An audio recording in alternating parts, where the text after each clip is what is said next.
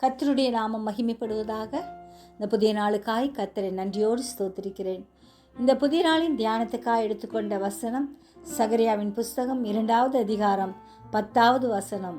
Zion குமாரத்தியே, கெம்பீரித்து பாடு, இதோ நான் வந்து உன் நடுவில் வாசம் பண்ணுவேன் என்று கர்த்தர் சொல்லுகிறார். ஆம், நம் ஒவ்வொருவரும் இந்த நாட்களில் சியோன் குமாரத்திகளாய் காணப்படும்படியாய் கர்த்தர் விரும்புகிறார். மணவாளனாகிய இயேசு வரும்போது மணவாட்டியாகிய நாம் ஒவ்வொருவரும் ஆண்டவரை பிரியப்படுத்தும்படியாய், அவருக்காய் வாழும்படியாய், அவருடைய வருகைக்காய் காத்திருக்கிற நாம் எப்பொழுதும் கர்த்தரை புகழ்ந்து துதித்து பாடுவோம்.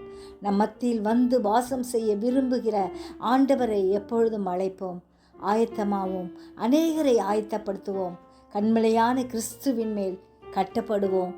கர்த்தர் நம்மை ஆசீர்வதிப்பார். ஜெபிப்போமா. ஜீவிக்கிறதா நல்ல இயேசுவே, இந்த அருமையான நாளுக்காக நன்றியோடு ஸ்தோத்திரிக்கிறோம் அப்பா. எப்பொழுதும் உம்மை ஆண்டவரை நோக்கி கூப்பிட, உம்மை துதித்து பாட, உம்மை மகிமைப்படுத்த எங்களுக்கு வேண்டிய கிருபையை அதிகப்படுத்தும்படியாய் கெஞ்சுறோம். ஆண்டவரே, உமக்காய் வாழ கிருபை தாரும். எங்களுடைய எல்லா சூழ்நிலைகளிலும் என் இயேசுவை மகிமைப்படுத்தும்படியாய், உமக்கு முதலிடம் கொடுக்கும்படியாய், எங்கள் ஒவ்வொருவரையும் ஆசீர்வதிக்கும்படியாய் ஜெபிக்கிறோம். பாதுகாக்கிற உம்முடைய கரத்தில் எங்களை ஒப்பு கொடுக்கிறோம் ஐயா.